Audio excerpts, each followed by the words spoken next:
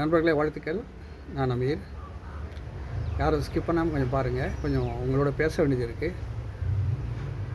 அதனால் முதல் 3 செகண்டில் தள்ளி விட்றாதீங்க. என்ன நான் கேட்டதே கிடையாது. அது மாதிரி நான் காலத்தினுடைய நெருக்கடி பூமராங்னு சொல்லி நீங்களாம் என்ன சொல்லுவீங்க, சொல்லலாம். அந்த சொல்லுடைய வயதில் நான் இருக்கிறேன். சில நேரம் எங்கள் பேர பசங்க அப்படி தான் சொல்லுவாங்க. இந்த பூமராங் யாருன்னு சொல்லிட்டு கொஞ்சம் நீங்கள் கூகுள்கிட்ட கேட்டு பாருங்கள். ஒன்றும் இல்லை, என் பேர் அடித்தா போதும். இது பெருமைக்கான ஒன்றும் இல்லை. நான் கடந்து வந்த பாதை எனக்கு திருப்தி அளிக்குது. அந்த பாதையில் IKHWAN ஸ்பேஸ் கொடுத்து அமீர் AMWER இது அடித்தா கூகுள் என்னை பற்றி ஓரளவு தகவல்கள் கொடுக்கும். என்னுடைய உரையாட நினைக்கிறவங்க, என்னுடைய தொடர்பு கொள்கிறவங்க நீங்கள் அதை தொடர்பு கொள்ளலாம். நான் இங்கே வட சென்னையில் வசிக்கிறேன். எண்ணூர் பகுதியில் வசிக்கிறேன். 50 கிலோ பிற்பகுதியில் பிறந்தவன். என்னுடைய ஏழ்மையிலேருந்து வாழ்க்கை ஆரம்பிச்சிச்சு. பிறகு கொஞ்சம் கொஞ்சமாக படிப்படியாக நான் முன்னேறி இந்த நிலைக்கு வந்திருக்கிறேன். இப்போது இது சம்மந்தமாக என்னுடைய வாழ்க்கையினுடைய எப்படி கடந்து வந்த பாதையை பற்றி நீங்கள் தெரிஞ்சிக்கணும்னு சொன்னால் அதுக்கும் நான் பதிவுகள் போட்டிருக்கேன். முகநூலில் இக்வான் அமீர் என்ற இந்த பேஜில் என்னுடைய முகநூல் பக்கத்தில் வைகரை நினைவுகள்னு சொல்லிட்டு ஒரு பெரிய சீரியல் நான் எழுதியிருக்கிறேன். அதாவது என்னுடைய பதிவுகள், நான் கடந்து வந்த பாதையை பற்றி. பெரிய ஒரு அப்பாட்டக்கரை இல்லைன்னா கூட சில பதிவுகள் நம்ம போட்டு வைக்கலாம். என்னுடைய சந்ததிகளுக்கு இல்லை என்னை தேடி வரும் வெள்ளை குதிரையில் வர அந்த இளவரசருக்கு உதவும்னு சொல்லிட்டு பிற்காலத்தில் உதவும், உங்களுக்கு உங்கள் சந்ததிகளுக்கு உதவலாம் என்று அந்த வைகரை நினைவுகள் எழுதியிருக்கிறேன். அதை நீங்கள் படித்து பார்க்கலாம். சீரியல் வயசாக இருக்கு. 30 அத்தியாயத்துக்கு மேலே எழுதிருக்கு தான் நினைவு எனக்கு. அது பார்த்துக்கலாம். ஒன்று இங்கே தான் நான் பிறந்து வளர்ந்து, எண்ணூரில் தான், வடச்சென்னை எண்ணூரில் தான் பிறந்து வளர்ந்தது. அசோக்கிலேருந்து சாதாரண ஒரு ட்ரைனியாக நான் சேர்ந்து, அப்ரெண்டிஸாக சேர்ந்து நான் வெளியில் வரும்போது 2013 ஒரு மூத்த அதிகாரியாக வெளியே வந்தேன். நான் படித்தது இளநிலை, முதுநிலை மற்றும் முதுநிலை தமிழ் இலக்கியங்களை முடித்தேன். பிறகு பத்திரிகை துறையில் இதழியலில் MA முடிச்சிருக்கேன். அதே மாதிரி மனித உரிமைகள் சம்மந்தப்பட்ட எனக்கு உருவாகிற பிரச்சனைகளுக்காக அது என்ன தெரிஞ்சுக்கலாம், பாதுகாப்பு நமக்கு இருக்கும் மனித உரிமைகள் சம்மந்தமாக நான் ஒரு முதுநிலை பட்டதாரி. அதே மாதிரி நிறுவனத்தில் பணிபுரியும் போது என்னுடைய பதவி உயர்வுக்காக நான் மெட்டீரியல் மேனேஜ்மெண்ட் டிப்ளமோ முடிச்சிருக்கேன். தோட்டக்கலை சம்மந்தமான நிறைய விஷயங்கள், குழந்தைகள் சிறார் இலக்கியங்கள் ஒரு 14க்கு மேற்பட்ட புத்தகங்கள். 40 ஆண்டுகள் என்னுடைய வாழ்க்கை அசோக்லேண்ட் எண்ணூரில் கழிஞ்சது. அதே மாதிரி அதுக்கு பேரலாக நான் பத்திரிகை துறையில் இயங்கியிருக்கிறேன். 80களிலேருந்து பல பேர்களில் சிறார்களுக்காக மழலை பெரிய என்ற பேரில் இக்வான் அமீர் என்ற பேரில் அரசியல் கட்டுரை, புலனாய்வு கட்டுரைங்க, வேளாண் கட்டுரைகள், சிறார் கட்டுரைகள், சிறார் இலக்கியம், எல்லா துறைகளையும் தொட்டு நான் வந்திருக்கிறேன். குறிப்பாக தினமணி, தீக்கதிர், ஏன் நம்ம தினமலர், பிறகு தினகரன், எழுதாத பத்திரிக்கை மேக்ஸிமம் இல்லை. அதே மாதிரி ஒரு சின்ன ஒரு ஆசிரியர் கடிதமாக நான் எழுதியிருப்பேன். இதில் சமூக பத்திரிகைகள் எடுத்துட்டால் சமரசம் போன்ற பத்திரிகைகளில், மணிச்சுடர், இங்கெல்லாம் அந்த பெரிய அறிஞர்கள் மத்தியில் நான் வளர்ந்தவன். தமிழ் அறிவு பெற்றவன். இயல்பாக நான் என்னுடைய தாய்மொழி உருது. இந்த மண்ணுக்காக இந்த மொழியை நல்லா கற்றுக்கணும், இந்த மொழியில் நான் உரையாடணும், இந்த மொழியில் சிந்திக்கணும்னு சொல்லிட்டு என்னுடைய இணையரை கூட நான் ஒரு தமிழ் பேசவும் வேற்று மதத்திலேருந்து என்னுடைய இணையரை தான் நான் தேர்வு செய்துட்டேன். எங்கள் வாழ்க்கை அற்புதமான ஒரு வாழ்க்கை. இப்போ என்னுடைய ஜீவனத்துக்காக நான் சின்ன தோட்டம் வச்சு, நந்தவனம் என்ற பேரில் வச்சு நானும் என்னுடைய யாரையும் சாராமல் வாழணுன்ட்டு நானும் என்னுடைய இணையரும் நான் வாழ்ந்துட்டு இருக்கிறேன். நல்ல அற்புதமான வாழ்க்கை. சமூகம் சம்பந்தம் இந்த ஆர்வங்கள் எனக்கு சின்ன வயதிலேருந்து இருந்ததுனால நான் பத்திரிகை துறைக்கு ஈர்க்கப்பட்டேன். நான் வெளியில் வரும்போது, நிறுவனத்தை விட்டு வெளியே வரும்போது நான் BRSல தான் வந்தேன்.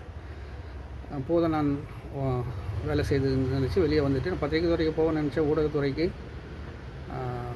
என் முன்னால் 2 ஆப்ஷன் இருந்துச்சு. ஒன்று ஊடகத்துறையா அல்லது இந்த வடசென்னை பகுதி முழுக்க இருக்கிற இந்த பொல்யூஷன் இருக்குல்ல, சுற்றுச்சூழல் மாசு, அது சம்மந்தமாக அதில் கவனம் செலுத்துவதான்னு சொல்லிட்டு கடைசியில் எனக்கு இதுதான் பெருசாக தெரிஞ்சு என்னுடைய கனவு ஊடகத்துறையை நான் கைவிட்டு மக்கள் மத்தியில் இன்றைக்கி இந்த சுற்றுச்சூழல் மாசில் பெரும் அவதிப்படுற இந்த மக்கள் மத்தியில் ஒரு நந்தவனம் என்ற இது தோட்டத்தை வச்சுட்டு நான் என்னுடைய நாலேஜ் ஷேரிங், விவசாய குடும்பம், என்னுடைய முன்னோர்கள்லாம் விவசாய குடும்பம். அதனால் நான் 50 வருஷம் எனக்கு அனுபவங்கள் தோட்டக்கலையில் இருக்குது, வேளாண் துறையில் இருக்குது. பெரிய பெரிய வேளாண் நிபுணர்களை நான் வந்து பேட்டி கண்டிருக்கிறேன் நான் பத்திரிகையில் இருக்கும்போது. ஸோ அது எல்லாம் எனக்கு பின்புலமாக இருந்து இப்போ நிறைய பேருக்கு நிறைய விஷயங்கள் நான் சொல்லித்தரேன். சின்ன ஒரு வயது போதும். இப்போ என்ன பிரச்சனைனா, நான் பூமராங்கன்ற இந்த வயதில் இந்த சமீபத்திலேயே இந்த எலெக்ஷன் தோல்வி இருக்குல்ல, அது மெயினாக அதுக்கு வந்துடுறேன். அந்த தோல்வியை என்னால் ஜீரணிக்க முடியல. வாழ்க்கையில் நிறைய வெற்றி தோல்விகளை கண்டவன் நான், நிறைய விஷயங்களை கண்டவன். சொந்த வாழ்க்கையிலையும் பொது சமூக வாழ்க்கையிலையும் பொது வாழ்க்கையிலையும் பல துன்பங்களை துயரங்களை அனுபவித்தோம். ஆனால் இது என்னவோ எனக்கு வந்து ரொம்ப கஷ்டமாக இருக்குது, இது வரைக்கும் கஷ்டமாக இருந்துகிட்ருக்கு. பிறகு என்னை நானே தேற்றிட்டு, இது எல்லாமே வந்து நல்லதுக்கு தான் சொல்கிறேன், என்ன நானே தேற்றிட்டு நான் செயல்பட ஆரம்பித்தேன். நான் திமுக கட்சியை ஒரு காலம் சேர்ந்தவன் இல்லை, அது எந்த உறுப்பினரும் எனக்கு இல்லை. நான் வந்து நல்லவர்களுக்காக மாறி மாறி தான் இது வரைக்கும் வாக்களிச்சிருக்கிறேன். என்னுடைய பின்புலத்தில் என்னுடைய மாமனார் எல்லாமே வந்து வேற்று சமயம் சார்ந்த ஒரு பெண்ணை நான் இணையராக எடுத்ததுனால அவங்க அந்த பேக்ரவுண்ட் எல்லாமே திமுக பேக்ரவுண்டு தான். அது எந்த விதத்தில் என்னை பாதிக்கலை. என்னுடைய குடும்பங்களில் வந்து நிறைய பேர் வந்து உயிரை வந்து அர்ப்பணம் பண்ணியிருக்காங்க திமுகவுக்காக. அரசியல்ன்றது இவ்வளோ தான் எனக்கு. ஆனால் இந்த பாதிப்புகள் சமூகத்தை ரொம்ப நேசிக்கிறவன் நான். அதனால் இந்த பாதிப்புகள் எனக்கு எப்படியாவது வந்து இதை வந்து மீண்டும் வந்து இந்த சமூக மாற்றத்துக்கு நம்ம வேலை செய்துகிட்டே இருக்கணும்னு சொல்லிட்டு தான் தற்சமயம் நான் வந்து நிறைய பதிவுகளை வந்து நான் அரசியல் பதவியில் போடுறேன். நோக்காந்து தான் எந்த விதமான இது ஊப்பின்னு சொல்கிறேன், அதோடைய ஃபுல் ஃபார்ம் கூட எனக்கு தெரியாது. வேணும்னு சொல்லிட்டு என்னோட வேலை செய்த நண்பர்கள் கூட வெளிநாட்டில் உட்காந்துட்டு என்னை இந்த சொல்லால் விழிக்கிறாங்க. எனக்கு மனசு கஷ்டமாக இருந்தால் கூட நான் அதை கடந்து போகிறேன். நான் யாருக்கிட்டையும் கை நீட்டி இது வரைக்கும் இது வாங்கினது கிடையாது. என்னுடைய சொந்த உழைப்பில் நான் பெருவிதமாக நான் காலர் தூக்கி விட்ட மாதிரி நான் வாழ்ந்துட்டுருக்கேன். இப்படின்னு சொல்கிறாங்க, என்ன விமர்சனம் பண்ணுறாங்க, அதையும் கடந்து நான் தொடர்ந்து வந்து நான் இந்த அரசியல் இதில் வந்து இந்த செயல்பாடுகளில் திமுகவை மீண்டும் அரியணை ஏற்றணும் இறைவன் அப்படின்னா எனக்கு வயது இருந்தான்னு சொல்லிட்டு ஆயுள் கொடுத்துருந்தாங்கன்னா இந்த செயலுக்கு வந்து மீண்டும் நான் இறக்கிறதுக்குள்ளே பார்த்துடணும் அப்படின்னு சொல்லிட்டு அந்த முனைப்பாக நான் வேலை செய்துட்டு இருக்கிறேன். இப்போ எனக்கு என்ன தடங்கள் சொன்னால், நான் யூடியூப்பில் நுழையும் போது தமிழ் வந்து மானிட்டரைசேஷன் கிடையாது. அப்போது தமிழ் அங்கீகாரம் கிடையாது, ஹிந்தி மட்டும்தான் இருந்தது. ஹிந்தியும் ஆங்கிலமும் இருந்தது. அந்த சூழலில் தான் நான் அதாவனே பிள்ளைங்களுக்கு கற்றுக் கொடுக்குறதுக்காகவே நான் இந்த சோஷியல் மீடியாவை தேர்ந்தெடுத்தேன். யூடியூப்பில் எப்படி செயல்படணும், நானே கேமரா வாங்கினேன், நானே ஷூட் பண்ணேன். பேர பசங்களுக்கு சின்ன சின்ன பொடி பசங்க அவங்கள வச்சு கற்றுக் கொடுத்தேன், எடிட்டிங் கற்றுக் கொடுத்தேன். பிறகு பசங்களுக்கான நிறைய நிகழ்ச்சிகளை நான் வந்து ஷூட் பண்ணேன், ஆவணப்படங்களை எடுத்தேன். இப்படிலாம் வந்து என்னுடைய லைஃப்பில் இது வந்துகிட்டே இருக்குது.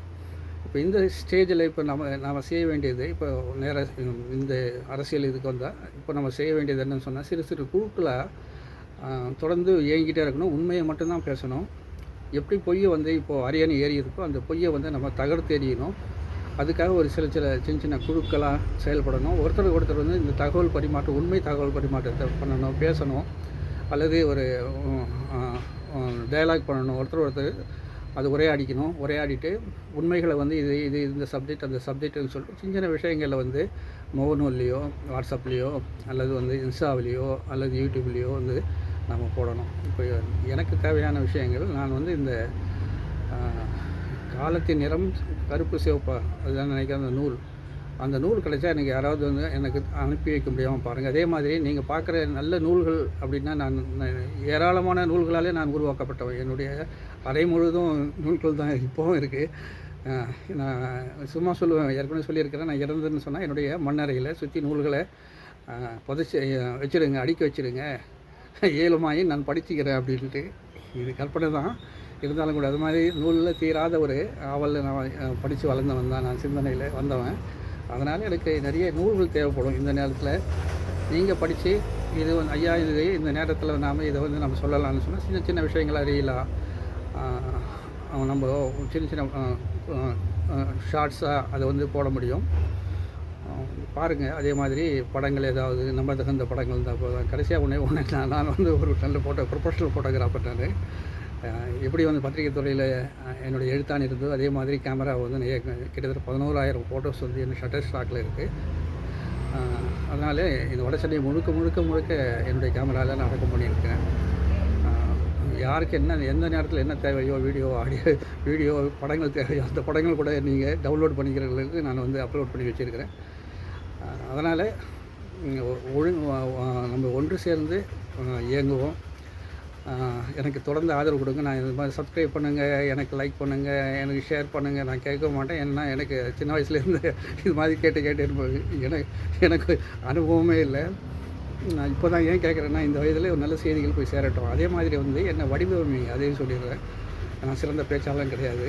நான் சொன்ன ஏற்கனவே நான் உருது பின்புலத்திலேருந்து தமிழை நல்லா பேசணும், உரையாடணும், எழுதணும்னு சொல்லிட்டு நான் பெரும் முயற்சி பண்ணி வாழ்க்கையில் வந்தவன். அதனால் என்னுடைய உரைகளில் ஏதாவது சின்ன சின்ன குற்றம் குறைகள் இருந்தால் கூட நீங்கள் அதை சீர்திருத்தம் பண்ணலாம், சொல்லலாம்.